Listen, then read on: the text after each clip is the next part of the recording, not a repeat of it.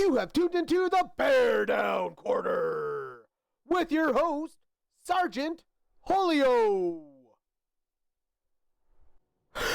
Hey everybody, this is the BearDown Corner. I'm Sergeant Julio. We got your NFL stuff here this week. All right, let's break into it.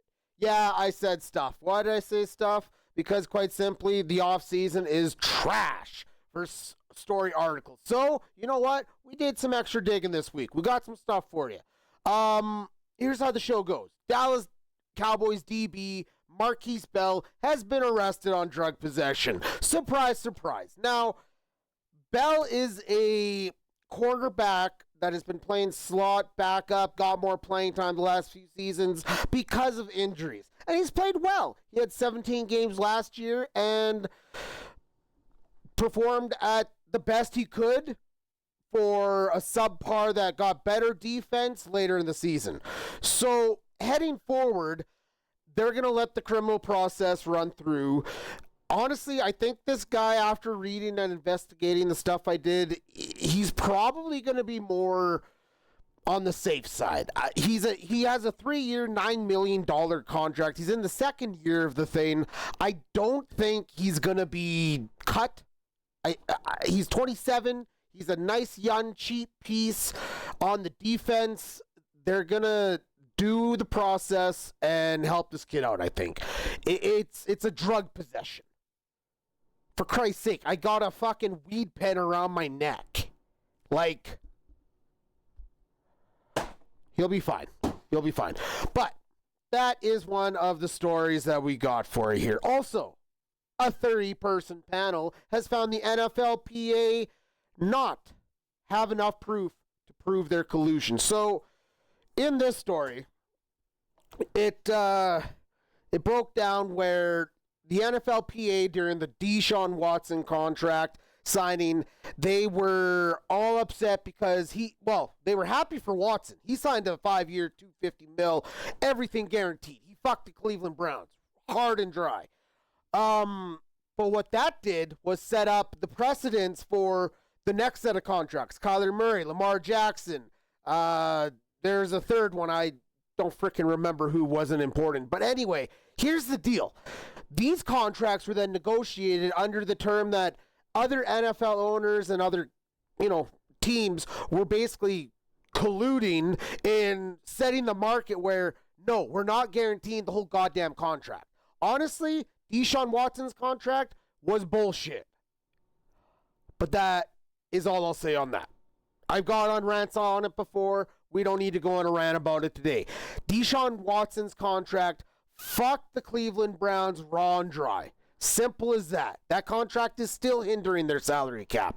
So, in this, the NFLPA said these teams were colluding. By having them collude, that would go against the NFLPA's agreement with the NFL. Because of this, the NFL basically, defended themselves, and because of it, a 3-person panel who was reviewing this issue to see if it would go to more federal court, deemed it no, it's not worthy. There is obvious evidence. It's silly because the way I read it, it's like, so there is acknowledgement that they think they did it, but there's not enough actual physical evidence to prove it in the court of law. So because of that, they deemed it not able to be proceeded further. Honestly, this is a win. I'm fine with this. The amount, yes, these athletes put themselves through the entire ringer, and they are a special breed of person. Okay, male, female, doesn't matter. Okay, you are a special breed of human when you are these professional athletes. Yes, you should be paid accordingly based on what the base of the value of the entire, NFL, NHL, MLB, all of it's worth. The players need to be paid a certain percent. I do agree. What these quarterbacks are being paid for dog shit play is not acceptable. The quarterback market needs to be reset. Because guys like Patrick Mahomes, Josh Allen, fucking Lamar Jackson, Jalen Hurts, Caleb Williams is going to set the new market at some point. They need to have okay, you sign your rookie deal is 5 years, your first round pick, right? There should be a 1 to 2 year contract gap window specified to the quarterback position. That is based upon learning years. Can you prove what you should have learned in these first 5 in these next 2? Because if not, we get off scot-free, and you don't have a $56 million cap hit against your goddamn cap when you need to sign other players to stay competitive in this league. Teams are getting affected by this bullshit. Look at the Cleveland Browns. Okay? That is the first and foremost contract I will say. We've had ones like Russell Wilson's in Denver. Denver did it smart, though. They went out, they drafted a first-round quarterback, they used that rookie contract, and they just ate the cap. Because then as it came free, they could sign guys on the rest of the quarterback contract. Very smart. But it is hurting teams. I am happy that this is the way it is because we need to reset the quarterback contract settings. Everyone else signed the contract as is. As the quarterback, though, these motherfuckers should be being sent to quarterback school every summer during their rookie contract. Only in their rookie contract. See the way the league develops after that and see the level of competition after. Because guess what? Guys like Matthew Stafford, Aaron Rodgers, the naturals that know all the coverages and selections are about to retire. And we have maybe 6 quarterbacks that can truly say that they have reached at least a Matthew Stafford level, where you can read the defense change on the fly. Peyton Manning and Tom Brady, legends, GOATs. Quarterbacks of today, honestly, are shameful. Just because you're athletic doesn't mean you have football IQ. Most recently, you got Kyler Murray, Daniel Jones before he resurrected his career. Sam Darnold was thought to be he did his own bounce around. He had a Baker Mayfield story. But you had guys like Daniel Jones' quarterback contract. They've released him. You have guys like Kyler Murray, most recently, him, Tua Tagovailoa. There's 3 more quarterbacks for you for this whole situation. And now those teams are going to be hurt for the next few years. Watch how they're cooping. Maybe we'll do a segment on that next week. You know what? We should. We're going to do a full-on segment for that next week. Which teams are affected by this?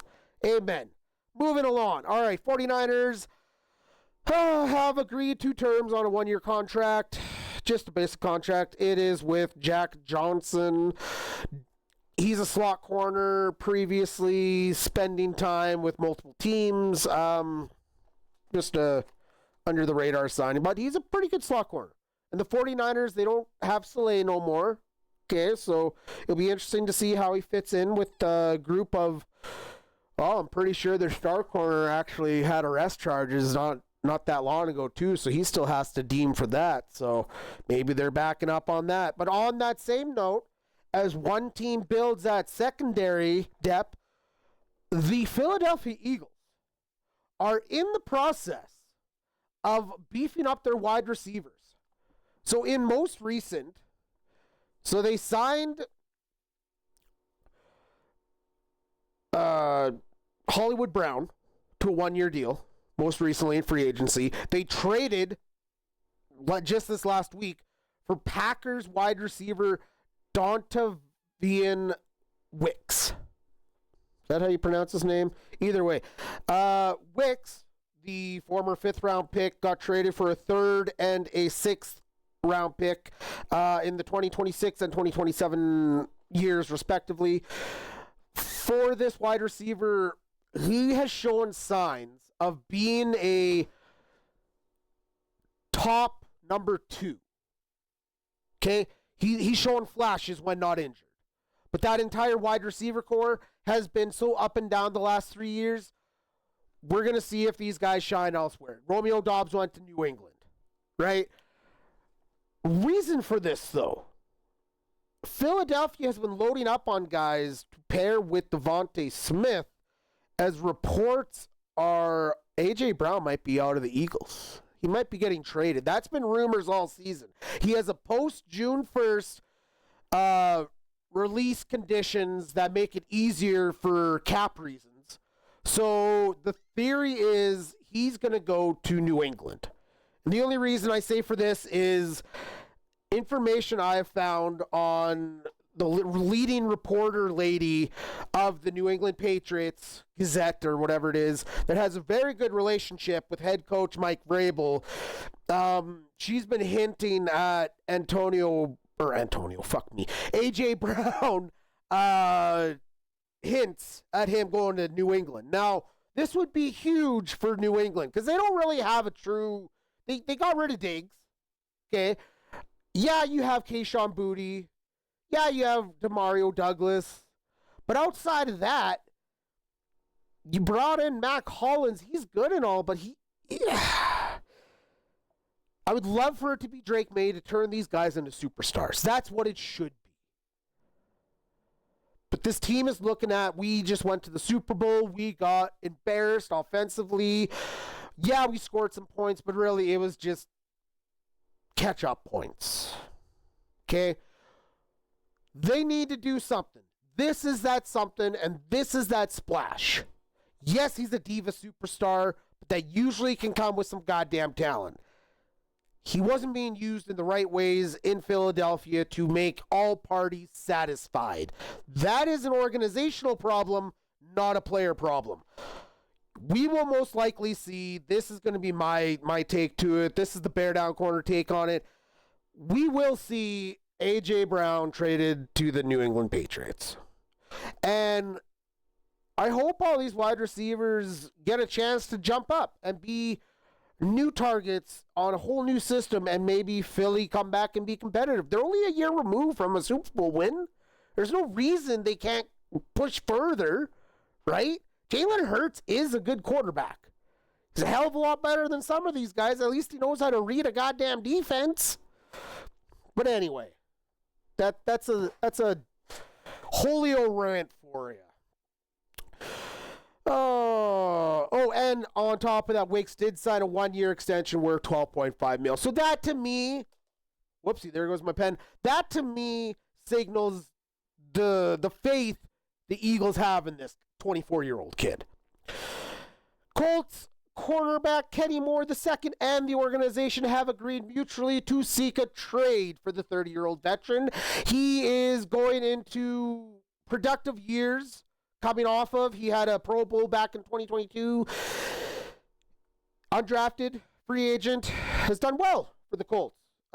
First player in the franchise history with 2 pick sixes in a game against Carolina a few years back. I guess it's a money thing. They don't want to pay him as much as he wants, so they're like, all right, peace, dog, what up? Moving along to our final story of the day. The NFL is being investigated for potential anti-competition issues. So what this means is quite simply this. They're being investigated as, do they overcharge us, the fans, too much goddamn money to watch the game? Most people will say yes. Honestly, in comparison to other leagues don't make as much money. But to other leagues, they are the fairest competition. Which in turn, U.S. Senator, we have our notes here, Utah Senator Mike Lee, in a letter to the Congress on this matter, stated about $1,000 average for a person to watch through cable and streaming for watching your NFL regular season, which, let's be honest, you're not watching every single game. You fucking aren't. Even if you have NFL Sunday Ticket, multi-goddamn view, there's no way you're watching 15 fucking games all at once. Let's just be honest. Okay? But what it does allow you is to watch your favorite team every Sunday and all the high games that you feel are the better games. You might not like what's on cable, so you're going to go stream it somewhere. You're going to, like, I watch my shit on DAZN. It works out great. I pick the ones that I really want. I throw on the free shit on TV. Boom, bang, bomb. We're happy, right? We don't need to spend $300 on a NFL Sunday ticket when you can figure out cheaper ways of doing it. And I can still do it with my friend, which lucky for me. Now, if this comes down, because they already paid out DirecTV and Comcast, I believe it was, from 2011 to 2022. There was an 11-year gap. They had to pay back a certain portion that was, they have already charges filed and won against them. If they are deemed into this being legit, it's going to be very bad. This would be federal charges. This would be triple to 9 times the amount. And based on the overall scrutiny of every service being at question, being overcharged, the NFL is one of the very few that have ended the local blackouts as well, by the way. So basically anywhere within a 75-mile radius, if the tickets weren't sold out at the stadium, then they could put in local blackout and you could only watch it if you're outside of the 75-mile. Otherwise, you have to have your personal packages or local TV or whatever the fuck it is. Okay? They got rid of blackouts. They are on 87% of available free viewing. Free viewing in the fact of it's available on local cable. Or, YouTube, Amazon, whatever the fuck. Netflix, right? It's already included with your subscriptions and streaming. There's like a 13%. This is information coming out of the documentation stuff. So basically there's a 13% that isn't free, basically, or included with your already streaming and cable packages. I think that's great. Compared to the NHL, which is dog shit when it comes to that, because I remember paying for NHL Center Ice. I might as well have rammed my ass with my own fist.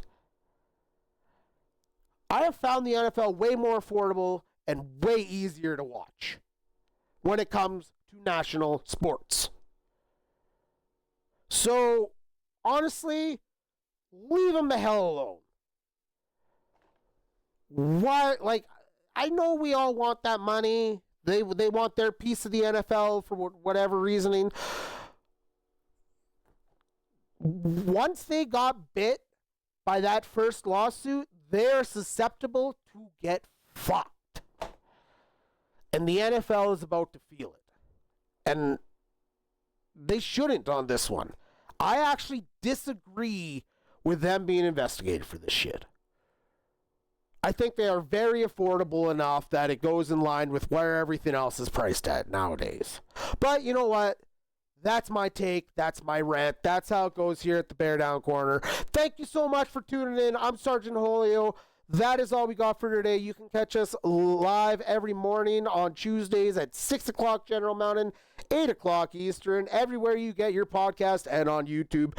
Be safe, take care, and once again, thank you from us here at the BearDown Corner.